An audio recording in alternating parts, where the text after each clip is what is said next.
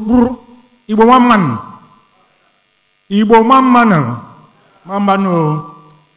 Enugu Mamman. Aha nwo Chinenye MBA-UZOUKWU. I'm onye Abia, onye Umuahia. Mana azum na Nsukka na Enugu. Saukwa mwa Mwono, mwa Enugu. Enugu Mamman. Ihe bịara ịkpata gbasara amam ihe a ga-ekpe ma ga-ekpe amam ihe a na-akpọ ya n'Igbo. Maybe unu nwere ike inye m aka. That's not technology. Ị na-ege ntị na news ihe ị ga-anụ bụ teknụzụ. Mgbe ụfọdụ okay, teknụzụ.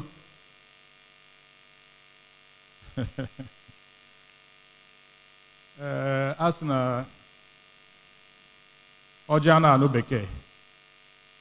Adịkwa m sure ma teknọlọji anụkwa Igbo.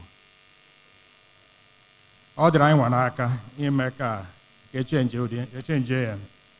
Maka ihe dị n'ime ihe teknọlọji, ọ dịghị otu ị ga-esi kọtarị ọfụma ma na-asụ asụsụ Igbo, unfortunately. So, nsị ka nri ọnụ. Ka nkọwara ụnụ ihe a n'okwu bekee.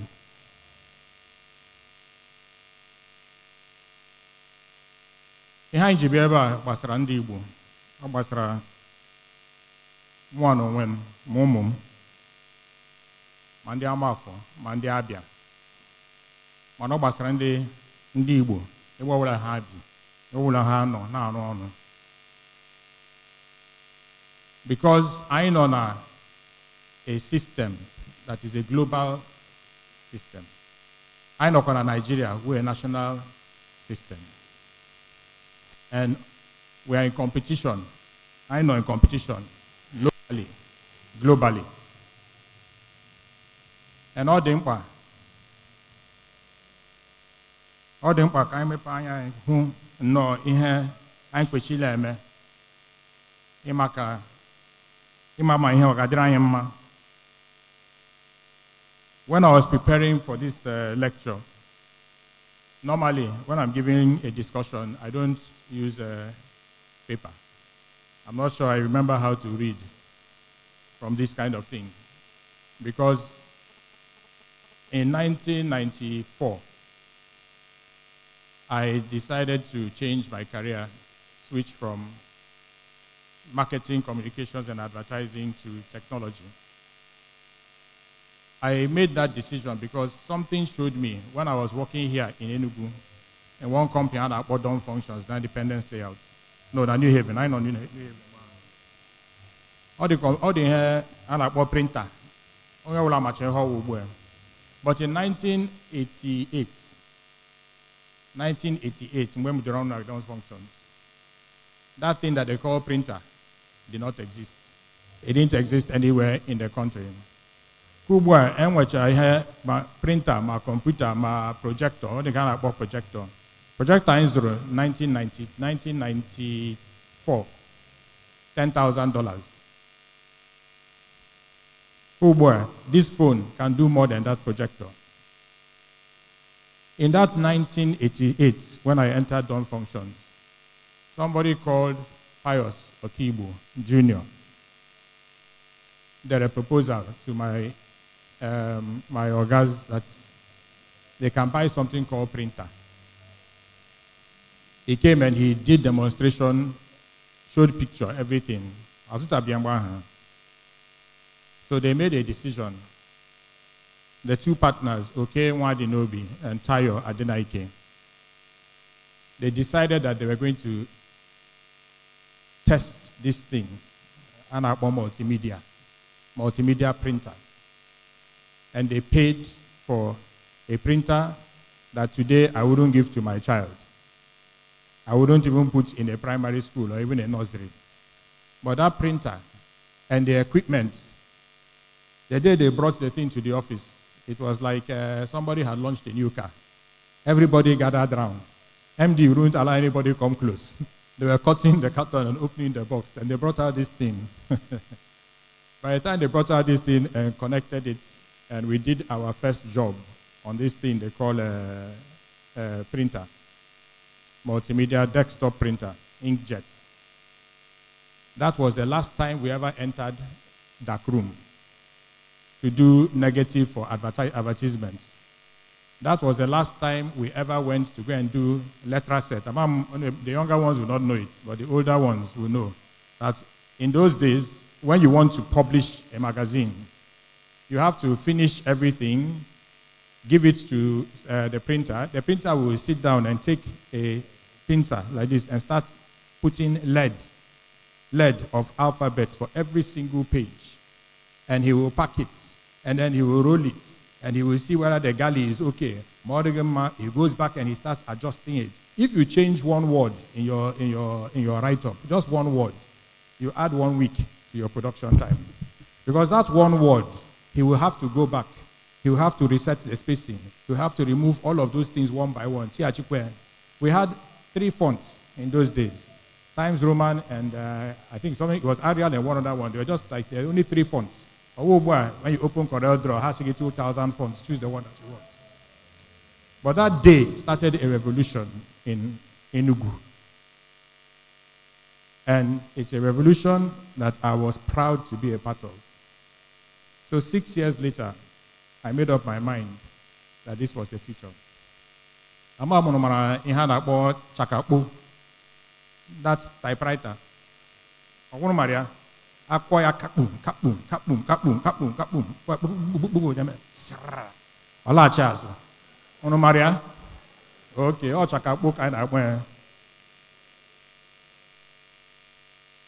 the next revolution in our desktop publishing was one thing IBM Selectric. And there was one person, that could actually operate that thing on a memory. Or typewriter. In our typing, we'll be recording what you're typing. In our typing, we'll be recording what you're typing. You type the text.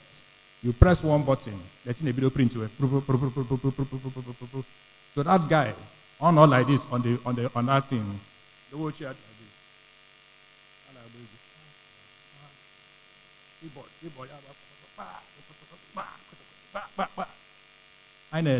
It was like magic. Because in our type, you don't see anything on the paper. He's typing into a computer. You don't see anything. It's not like when you type on typewriter, you remove it. He was typing into this thing. So this boy was a magician, as far as we were concerned. 6 years later, when I had moved to Lagos, I decided that I wanted to be a magician. That political science, it wasn't going to take me anywhere. Maybe by now, I would have been His Excellency or X this or X that. But the amazing thing about the computer world is that you are never X anything. You are never X anything. You make yourself every single day. You remake yourself. You can decide today. If I decide today that I want to change my career completely, I want to be a radio mechanic, I will go to school. I'll open this thing. I would go to Google. I will type how to be a radio mechanic. It will give me video. It will give me text. It will even mark my script. It will set exam for me, and I'll do everything here. I will not see anybody as a teacher. That power of the computer to transform everything and anything that it comes in contact with.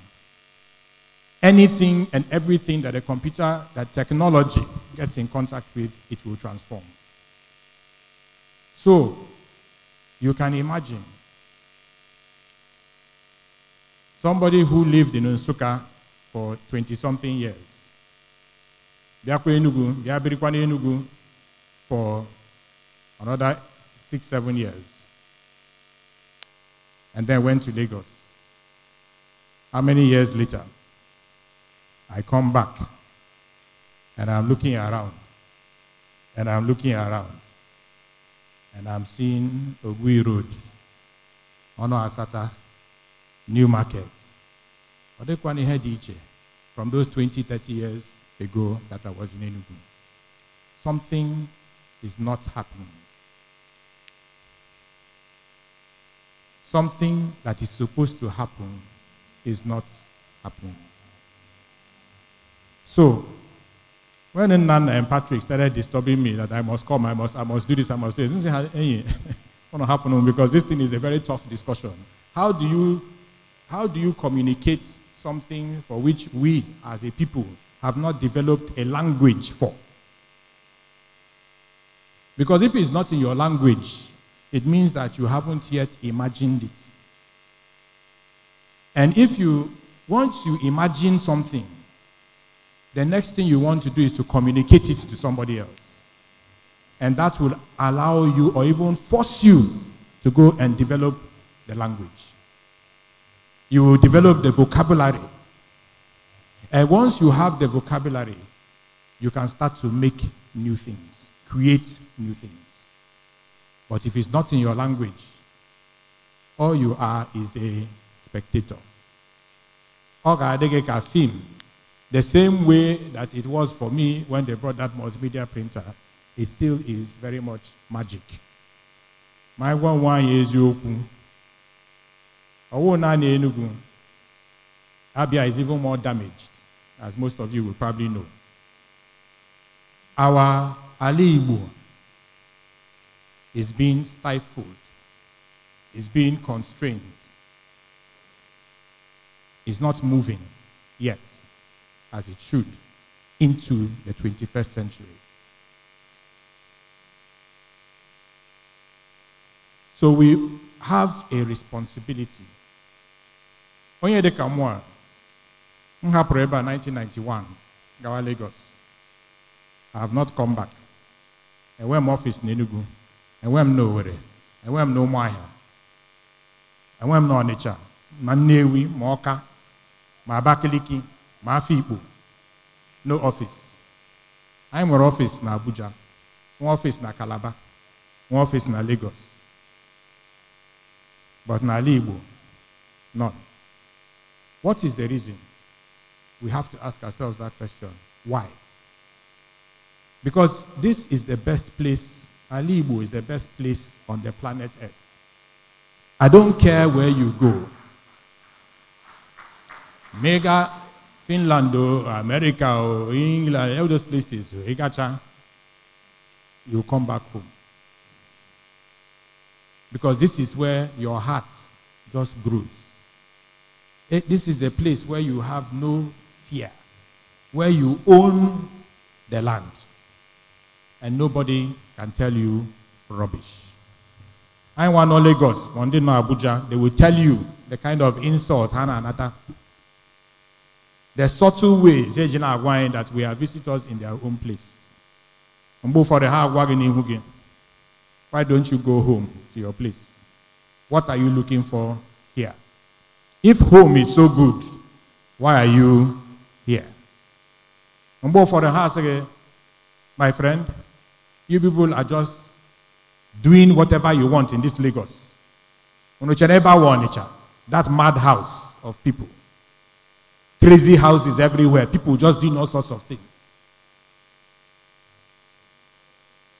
Then he will forget that almost 60% of what we call Lagos today was built by Ndigbo. I'm telling you, because I want to Mara Lagos, I get mad that by the time you went to Lagos in the 1970s, 1960s, it was a very small place.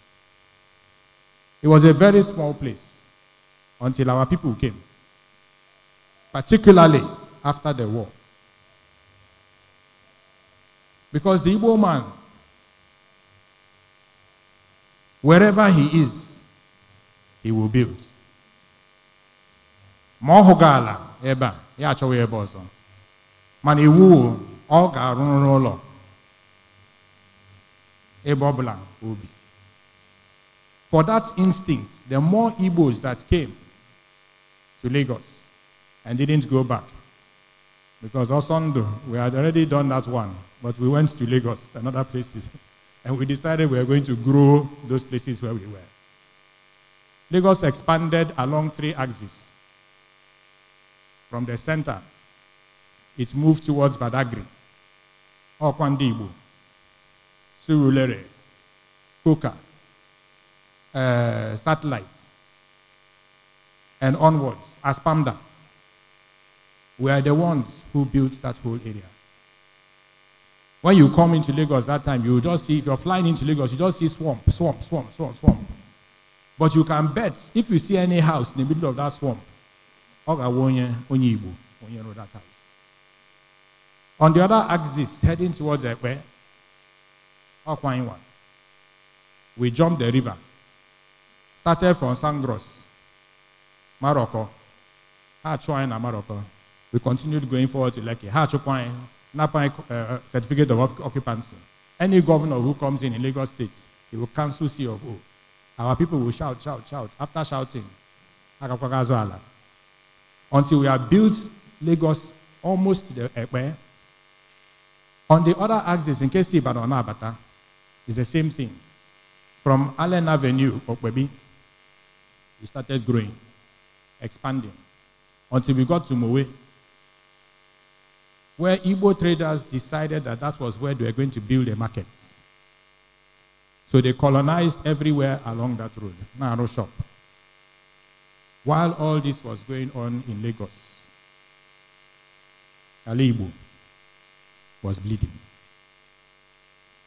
The question, if we have missed that first one,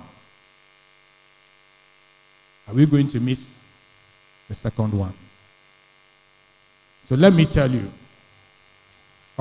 this technology, where did it start? I joined them now, Oti Lagos or Surulere or those kind of places. Please, where was the first computer ever assembled in Nigeria, built? Who knows? Who knows? Nobody here knows. Okay, I'm INEC, I have to disqualify you. And my Jundia, I will just, yes. Okay, if you answer from the expo I gave you this morning, I'll punish you. So let me say it, what it is. In 1983, in America, one man that they call Steve Jobs designed a computer called the Apple Lisa.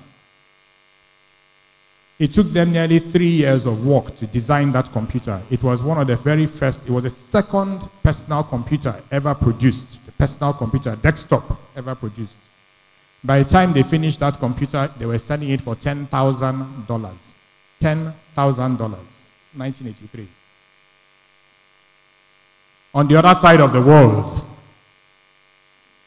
Professor Kenneth Dike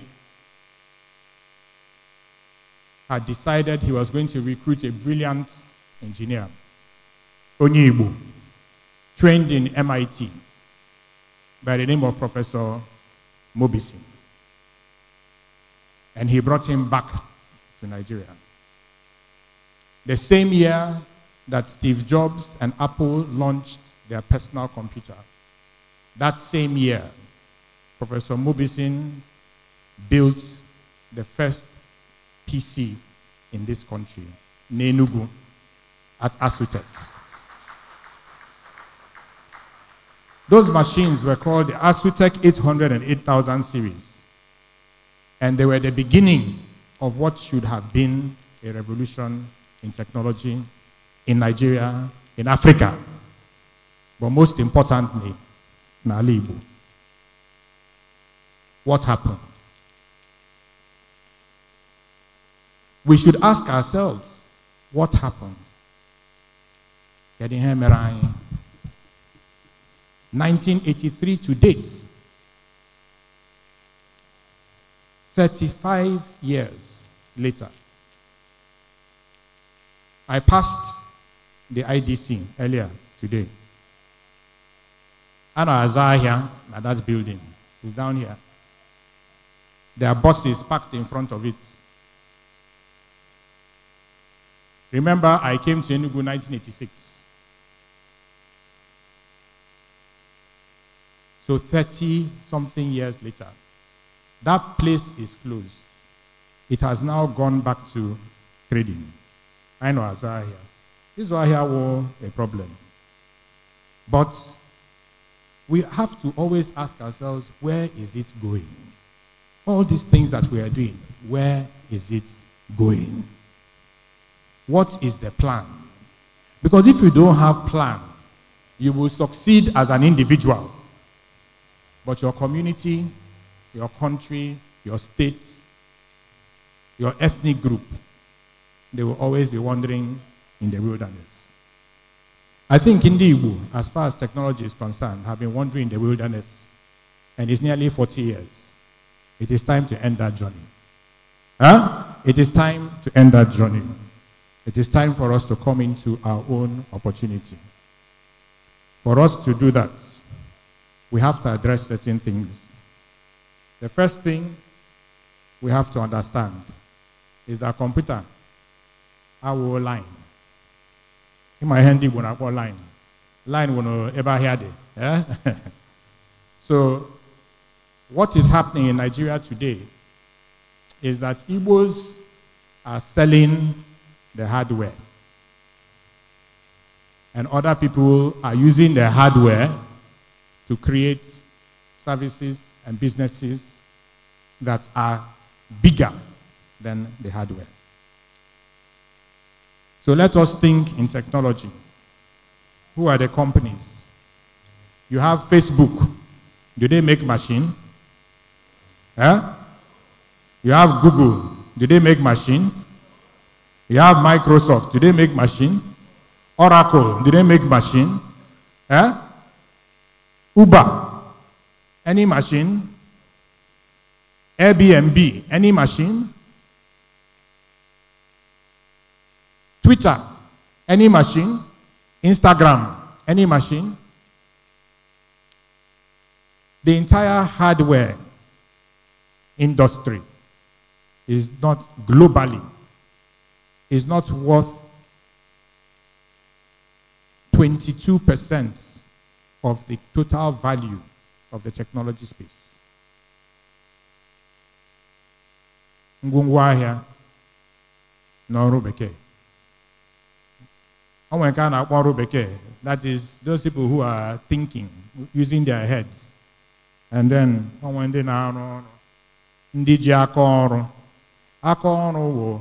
anything that we are doing that is physical, manual.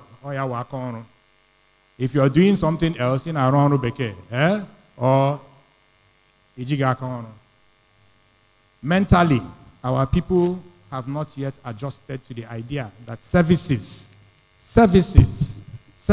built on intangible things like software is work, and is good work. If your child today picks up a computer, what does the parents do? Ndigbo parents. My friend, close that thing and go and read your books. Kawashe?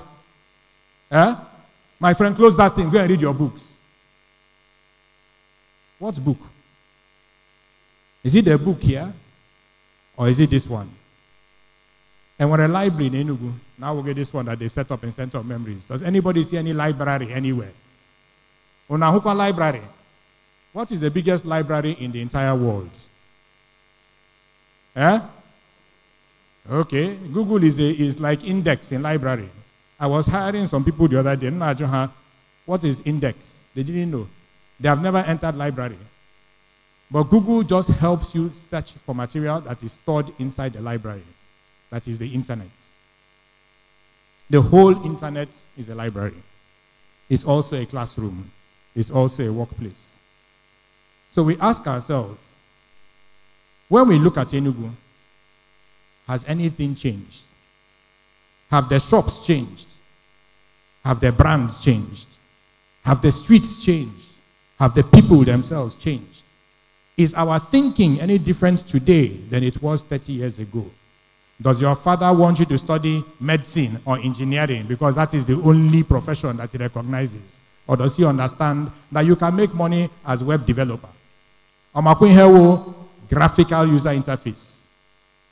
Does he understand programmer? Can you go to your mother and say, Mommy, I want to be programmer? What will be the answer of your mother if you go to her and say, I want to be a programmer? What will she do? What will she do? Depending on your age, she may just give you a knock on the head. and tell you to go and get serious. If our parents today don't understand technology and the possibilities around technology, how can they direct the young ones? Every university that is running a program today around computer science and computer engineering is supposed to be oversubscribed. They are supposed to have so many students that they will close down every other faculty, because one company started by one young boy who went to school in Canada, met a friend in Canada, developed a program, built a business. The business failed. He did the second one, it failed. He did the third one. That third business he did, last week, they announced that that company received $100 million as investment.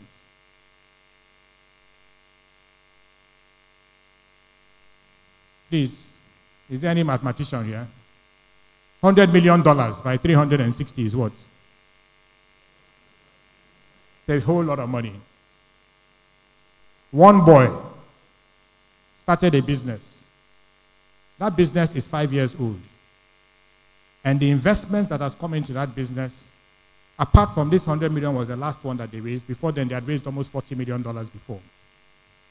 That $100 million is 36 billion naira. It came from his head. He didn't build any machine. And he is 28 years old.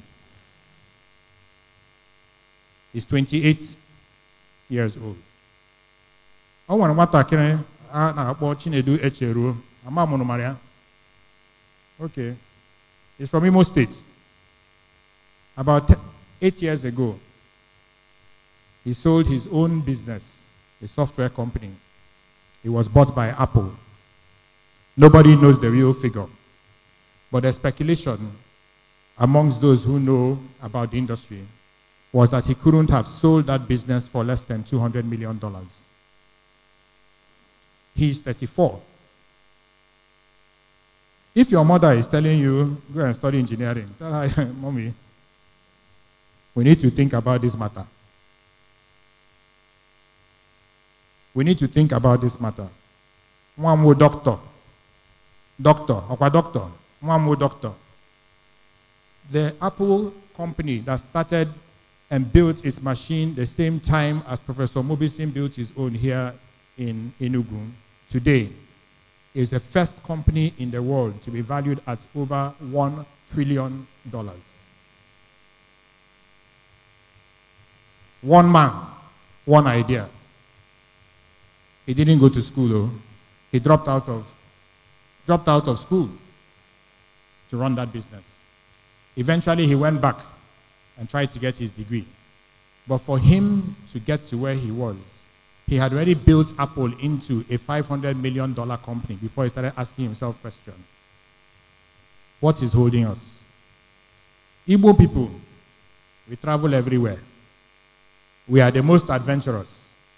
In fact, if you go to Iceland, I'm very sure, every time they are showing Iceland, I'm just looking. Any black person you see, they are Joya here, or Nandi, or something like that.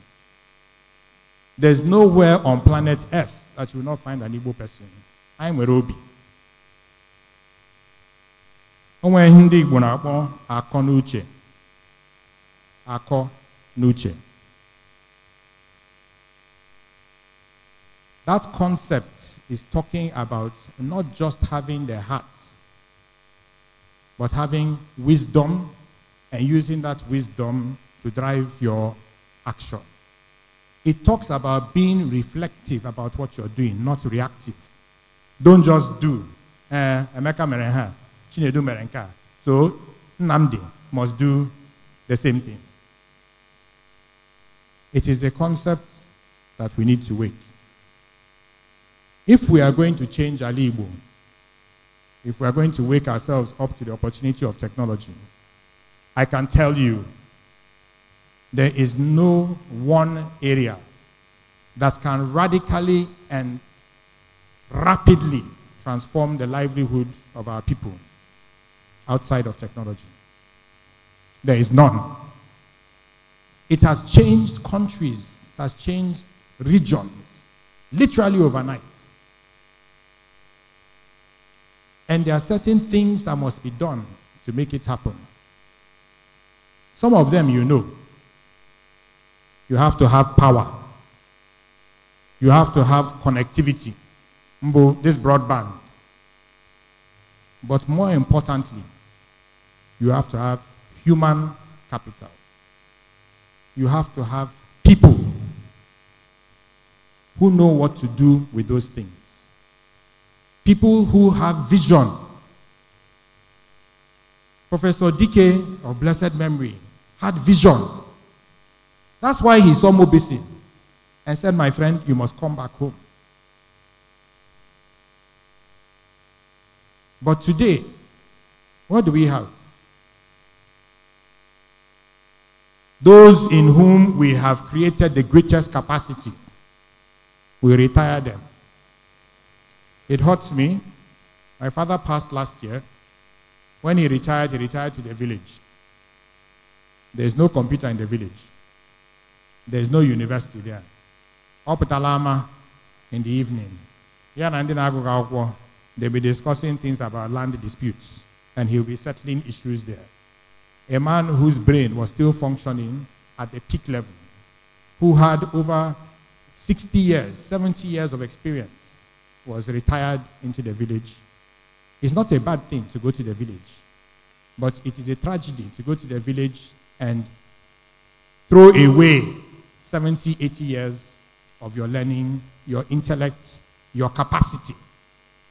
And you start discussing, this person built this fence too close to my own.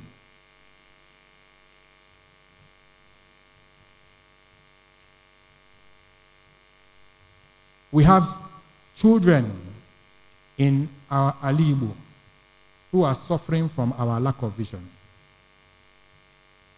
How are they suffering? The states in the southeast have one of the lowest levels of labor productivity in this country. What does that mean? It means that we are taking people who should be professors and making them barrow pushers. We are taking people who should be running businesses of their own that are driven by technology and making them hotel clerks. We are underemploying our youth, and we are miseducating them.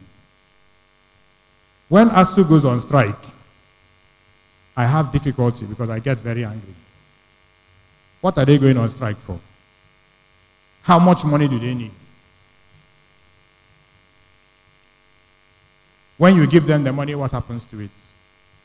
If NUC has told us that the universities are producing graduates that are not fit for employment, what are you striking for? Are you doing your job? It is your fault. And it's the fault of leadership. I expect that the Southeast, will love education, to have the highest concentration of higher educational institutions in this country. We are supposed to have the greatest number of schools, secondary schools, primary schools, early childhood. We are supposed to have the best schools in the country. But you go to Lagos, you go to Loyola in Abuja, all of those schools that you see there where they are paying 3 million, 5 million naira per term, per session for a child, 60% of that population normally are Ndigbo. Because it is true, we like to go to school. Why is that school not in Enugu? Look at our Enugu, our beloved city. Enugu has about 8 universities. Let me tell you about one university. One, there's a university in California called Stanford. In 2012, they did a study, and they found that Stanford University was generating income, revenue, through its faculty and its students and the companies that they set up, of $2.7 trillion. One university, directly responsible for employment of 5.3 million people through the work coming out of the university. Its alumni association, over 4 years, was able to contribute over $6 billion back to the university. That university, Stanford, is responsible for what we call Silicon Valley. One university. That university is responsible for creating what is today the 6th largest economy in the world. If you take Silicon Valley, that's California, and separate it and make it a country, it has the 6th largest economy in the world. And at the heart of Silicon Valley is what? A university. We have 8 in Enugu. We have 164 in Nigeria. Do you know how many patents were registered out of our universities in 2017? Global patents. 6. 6 patents were registered. That is the total intellectual output in terms of original discoveries, registrable and sellable globally. 6 from 164 universities. These 164 universities that we have, how many students? Most of you will not know. The total enrollment in tertiary education in Nigeria is 1.69 million people. All the universities put together from year 1 to the final year, 1.69 million. In other words, less than 1% of the population of Nigeria is in school at the tertiary level. Less than 1%. And that is where all the value is going. So if you're in this room and you're a student, if you're in this room and you're in university, you are part of the 1% of Nigerians, of our population that are in school. What are you going to do with that opportunity? ONYE EKWE. We can talk about lecturers.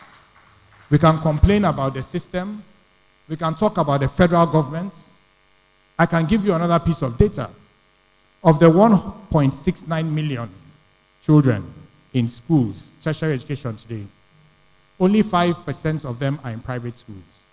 5% of the total university enrollment today is in private institutions. So if you're in a private institution today, you are the elite of an elite.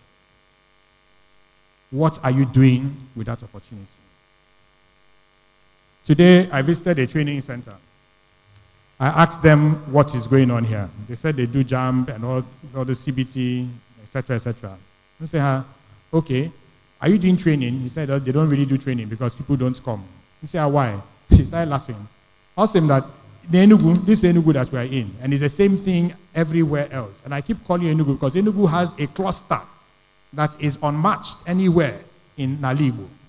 The only place that comes close to Enugu is Owerri, that has the combination of industry, business, tertiary institutions that can actually pivot change. I asked him, why are you not doing training? There are thousands of children, hundreds of children who should want to be trained. They want to become a web developer. They want to become programmer.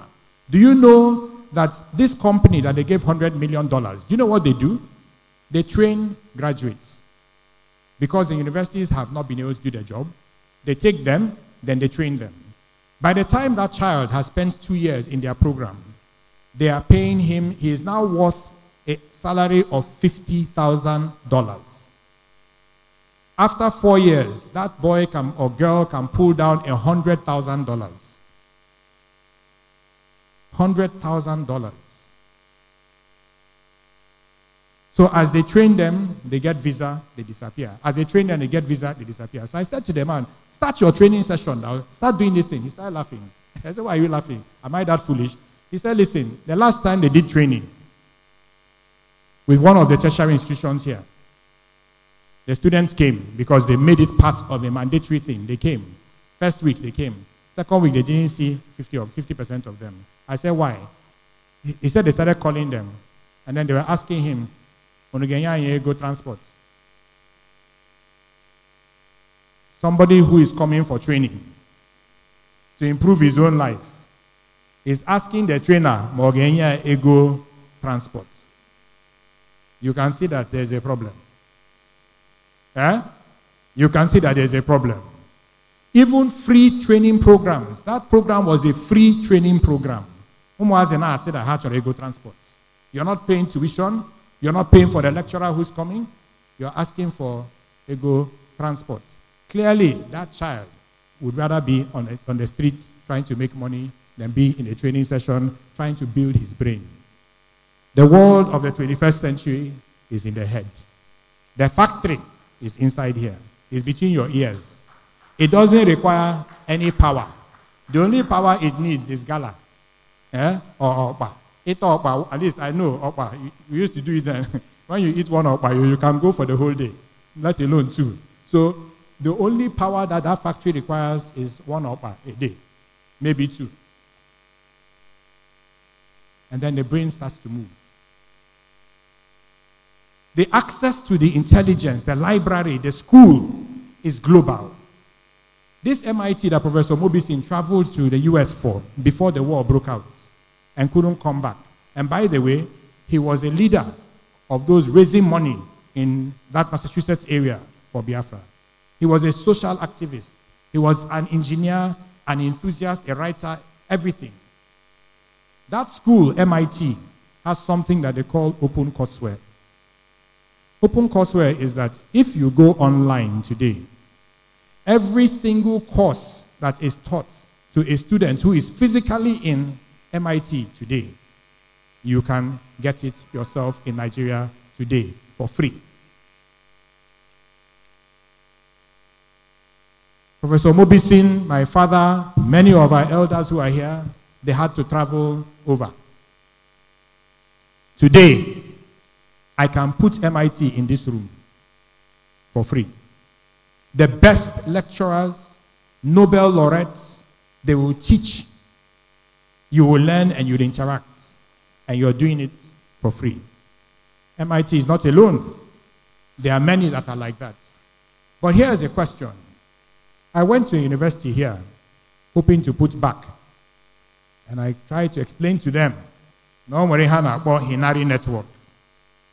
Hinari Network is a compilation of over 60,000 medical and pharmaceutical publications. It grows every day. It's a multimedia library. On Hinari Network, they can walk you through an open heart surgery. You will see the video. The doctor is talking. The surgeons are talking as they're carrying out everything. On Hinari Network, you will have access to what this British pharmacopoeia that used to cost back then 100,000. God knows how much it costs now. All the books, everything that a student needs to go through medical school today is available on the Hinari Network. You know what?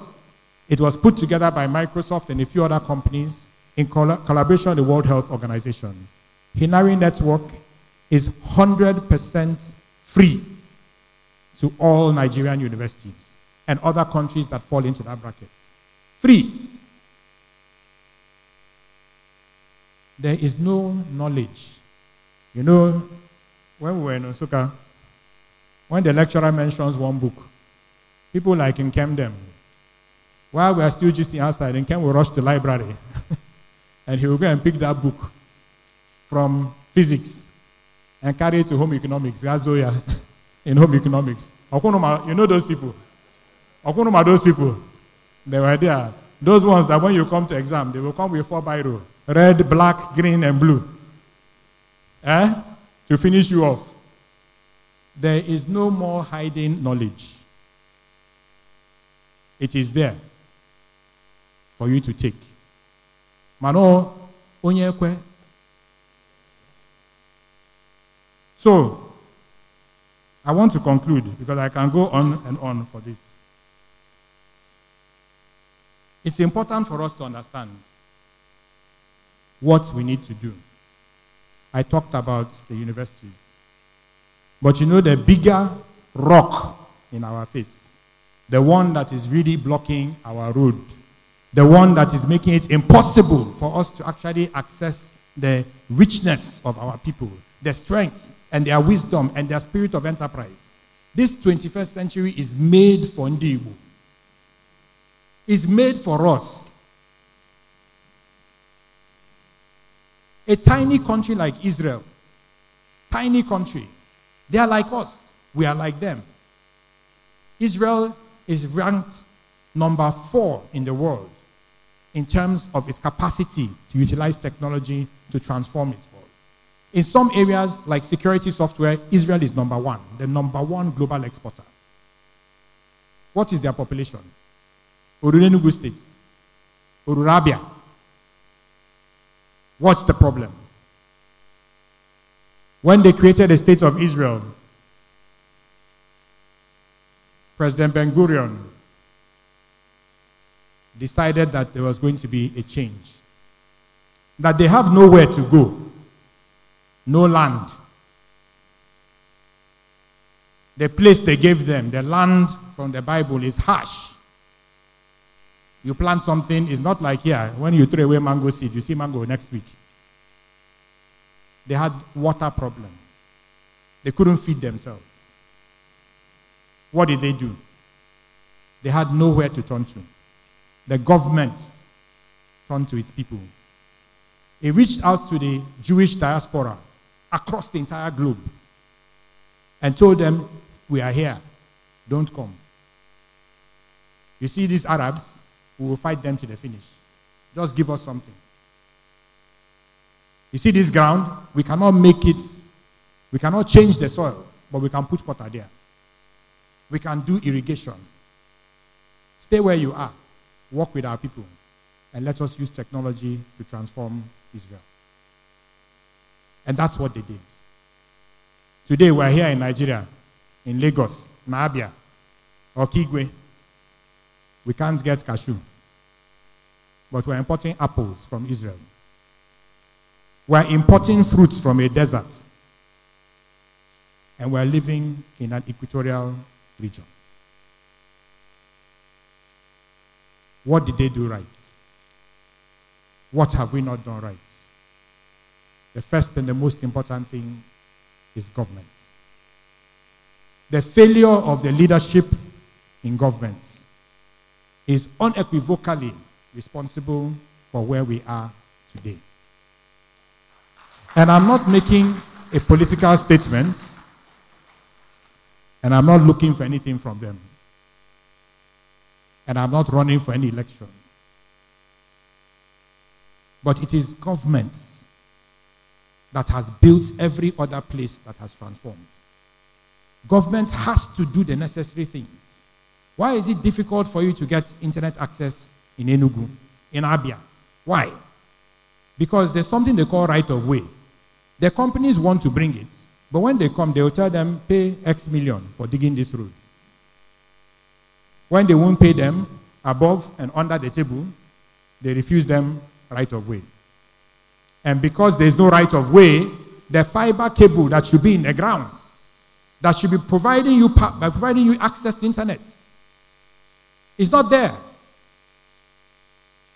It took Nigeria 10 years to go from 40 gigabytes of internet capacity, broadband capacity, to over 25 terabytes of capacity.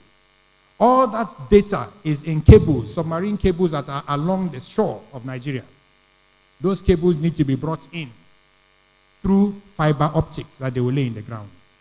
Currently, the utilization of that fiber is 10%. And of that 10%, 90% of it is in Lagos. Please note the numbers I'm giving you. I'm saying 10% of the capacity, the current capacity for broadband, only 10% is in use today. And 90% of that 10% stops in Lagos. What has to change? our governments have to demand that they bring that fiber up country. They need to open up the right of way. They need to beg these guys to come and put this fiber. Because if they don't put the fiber, you cannot have e-education, online learning. If they don't put the fiber, you cannot have telemedicine. If they don't put the fiber, you cannot have technical and vocational education online. If they don't put the fiber, our schools cannot do research. Our lecturers cannot get access to content. If they don't put the fiber, we are dead in the 19th century.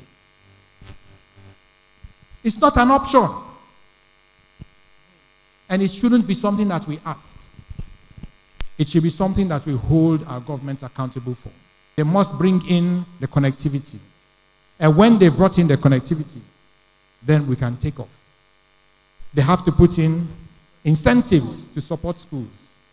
I had a young man who came from a graduate of MIT, 24 years old, from Enugu State.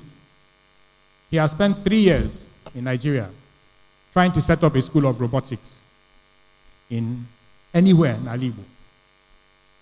He has not been able to find a partner for land. So what is he doing today? He's processing palm kernel in MNA.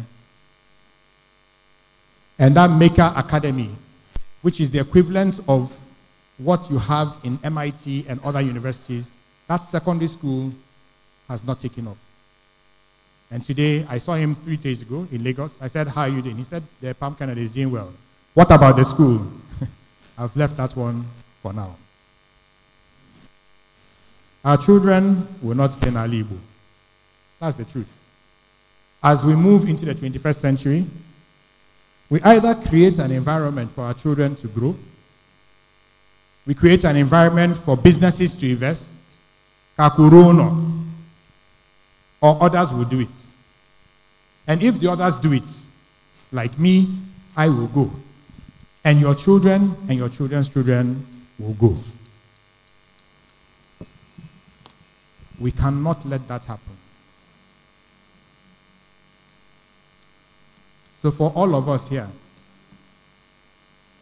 all of us, as an 18-year-old, as a 40-year-old, a 35-year-old, if we want Ndigbo to retain its talents, to pull back its diaspora and give them a place where they can do something other than party and come for funeral and wine carry. Because every weekend, Owerri is popping. Every weekend, Enugu is popping. Sunday, Oya will have a plane. Lawa, Ebega Bariuru. He comes here to party. And he goes. After some time, they won't even come again. Because those children will not even live here. And I'm sure all of us have started to experience it in our various villages.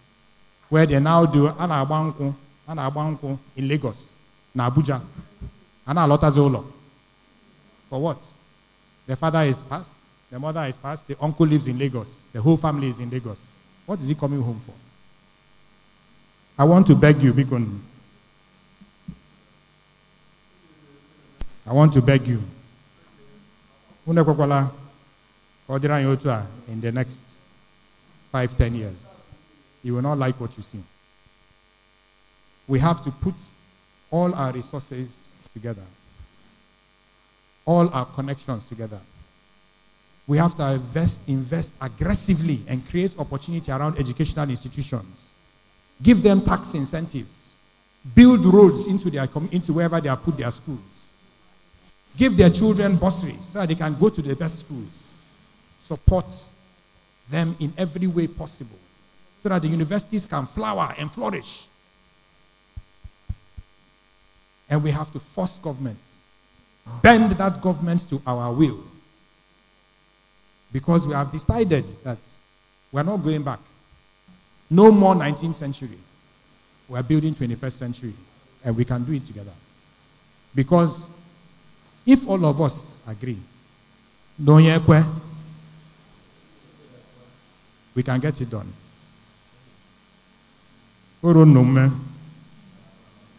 They won't.